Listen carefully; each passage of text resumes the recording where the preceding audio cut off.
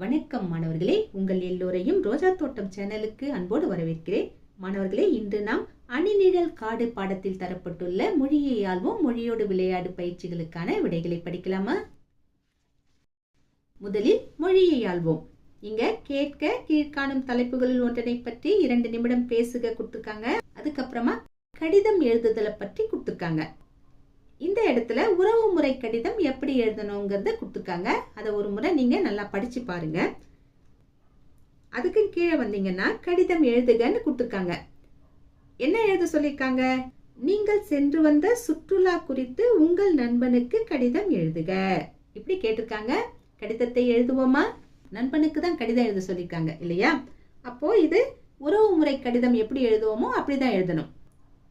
உறவு முறை கடிதம் எப்படி எழுதப்படணும்னு இங்க கொடுத்துருக்காங்க. இதை நீங்க ஒரு தடவை படிச்சு பார்த்துக்கோங்க. இந்த விதிமுறைகளை பயன்படுத்தி நாம இந்த கடிதத்தை எழுத போறோம். முயற்சி செய்யலாமா? முதல்ல கடிதத்தின் வலது புறத்துல நாம எங்கிருந்து எழுதுறோமோ அந்த இடத்தின் பெயரை எழுத வேண்டும். அதுக்கப்புறம் தேதியை எழுத வேண்டும். ஒரு உதாரணத்துக்கு நான் இந்த ஊர் இந்த தேதியெல்லாம் எழுதுறேன். ஆனா நீங்க எழுதும்போது உங்கள் ஊரின் பெயரை எழுதி நீங்கள் என்றைக்கு இந்த கடிதத்தை எழுதுறீங்களோ அன்றைய தேதியை எழுதணும். சரிங்களா? எழுத தொடங்குவோமா? ஆரணி காற்புள்ளி தேதி 7/1/2026 முற்றுப்புள்ளி. அதுக்கப்புறமா விழி. விழி எப்படி எழுதலாம்? அன்புள்ள நண்பனுக்கு காற்புள்ளி. உன் அன்பு நண்பன் எழிலன் எழுதியது. இங்கு நானும் என் பெற்றோரும் நலமாக உள்ளோம். அதுபோல் உன் நலத்தையும் உன் பெற்றோர் நலத்தையும் அறிய ஆவலாக உள்ளேன். சென்ற வாரம் நாங்கள் குடும்பத்தோடு வேடந்தாங்கல் பறவைகள் சரணாலயத்தை காண சுற்றுலா சென்றோம். வேடந்தாங்கல் செங்கல்பட்டு மாவட்டத்தில் அமைந்துள்ளது. அக்டோபர் முதல் மார்ச் வரையிலான காலகட்டத்தில் Canada, Siberia, Bangladesh, Burma, Australia முதலிய நாடுகளிலிருந்து ஆயிரக்கணக்கான பறவைகள் வருகின்றன. சில பறவைகள் சொந்த நாட்டின் குளிரிலிருந்து தப்பிக்க வேடந்தாங்கலுக்கு வருகின்றன. கிழுவை, ஊசிவால் வாத்து, பவளக்காளி, பச்சைக்காளி, தட்டைவாயன் போன்றவை வேடந்தாங்கலுக்கு வலசை பறவைகளாக வருகின்றன. இவை அனைத்தையும் பார்த்து ரசித்தேன். அது மட்டுமல்லாமல் வேடந்தாங்கலில் இருக்கும் உள்நாட்டு பறவைகளும் ஏராளம். உன்னிக்கொக்கு, சின்ன கொக்கு, கூழைக்கடா, மஞ்சள் மூக்கு நாரை, அரிவாள் மூக்கன் என்று சொல்லிக்கொண்டே போகலாம். இப்பறவைகளின் எச்சங்கள் இங்குள்ள விவசாய நிலங்களுக்கு இயற்கை உரங்களாக பயன்படுகின்றன. இங்குள்ள ஏரிக்கரையில் கண்காணிப்பு கோபுரம் உள்ளது. அங்கிருந்தபடி பறவைகளை ரசித்து பார்த்தோம். என்னுடைய சுற்றுலா அனுபவத்தை உன்னோடு பகிர்ந்து கொண்டதில் நான் மிக்க மகிழ்ச்சி அடைகிறேன். நீயும் உன் பெற்றோரோடு ஒருமுறை வேடந்தாங்கலுக்கு சென்று வா. பிறகு மறக்காமல் உன் சுற்றுலா அனுபவத்தை எனக்கு கடிதமாக எழுது. உன் கடிதத்திற்காக நான் காத்திருப்பேன். கடிதத்தை முடிச்சிட்டோமா? அதுக்கப்புறமா வலப்பக்க ஓரமா இப்படிக்கு காற்புள்ளி, அன்பு நண்பன் காற்புள்ளி. யார் எழுதுறது? எழிலன் தான் இல்லையா? எழிலன் முற்றுப்புள்ளி. கடிதத்தை எழுதி முடிச்சிட்டோம். உண்மையான கடிதத்தை நாம எழுதும் போது முகவரிக்குன்னு ஒரு இடம் கொடுக்கப்பட்டிருக்கும். அந்த இடத்துல நாம யாருக்கு எழுதுறோமோ அவங்களுடைய முகவரியை நாம எழுதணும்.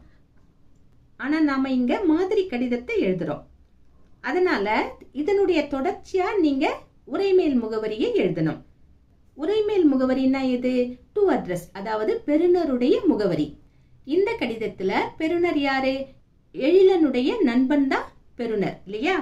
எழிலனுடைய நண்பனுடைய பெயரை நாம எழுதியாகணுமே. என்ன பெயர் வைக்கலாம்? செல்வன் மா கதிரவன் காற்புள்ளி, எண் 20, பூங்காத்தெரு காற்புள்ளி, ஆற்காடு காற்புள்ளி, ராணிப்பேட்டை மாவட்டம் காற்புள்ளி, அஞ்சல் குறியீட்டு எண் 632503 முற்றுப்புள்ளி. அடுத்தது மொழியோடு விளையாடு. வட்டத்தில் உள்ள எழுத்துக்களை பயன்படுத்தி சொற்களை அமைக்க. இங்க ஒரு வட்டம் இருக்கு. வட்டத்துல நிறைய எழுத்துக்கள் இருக்கு. இந்த எழுத்துக்களை இணைத்து இணைத்து நாம புதிய சொற்களை உருவாக்க வேண்டும். முயற்சி செய்யலாமா? கல், புல், இயல், இலை, இழை, இதை, இல்லை, புதை, புழை, புயல், புதையல், தையல், கலை, கழை, கதை, கயல், கடல், இதே மாதிரி நீங்க இன்னும் யோசித்தீங்கன்னா நிறைய சொற்களை எழுதலாம். அடுத்த பயிற்சி என்ன? சொற்களை இணைத்து புதிய சொற்கள் அமைக்க. இங்க ஒரு அட்டவணை கொடுத்திருக்காங்க. அட்டவணையில நிறைய சொற்கள் இருக்கு. எடுத்துக்காட்டுக்கு அவங்க கீழே என்ன கொடுத்திருக்காங்க பாருங்க. வாழை கூட்டல் காய், வாழைக்காய். அட்டவணையில வாழை ஒரு இடத்துல இருக்கு, காய் இன்னொரு இடத்துல இருக்கு. இரண்டையும் இணைச்சு வாழைக்காய் உருவாக்கி இருக்காங்க. இதே மாதிரி நாமளும் எழுதலாம். முயற்சி செய்யலாமா? வாழைக்காய் அவங்க கொடுத்துட்டாங்க, மீதம் இருக்கிறத நாம் எழுதலாம். வாழைப்பழம், தயிர்ச்சோறு, குருவிக்கூடு, பறவைக்கூடு, விளையாட்டு திடல், பாட்டு போட்டி, விளையாட்டு போட்டி, கொய்யாப்பழம், கொய்யாக்காய், பறவை கூட்டம், குருவி கூட்டம், அவரைக்காய். அடுத்த பயிற்சி என்ன? விடுகதைகளுக்கு விடை எழுதுக.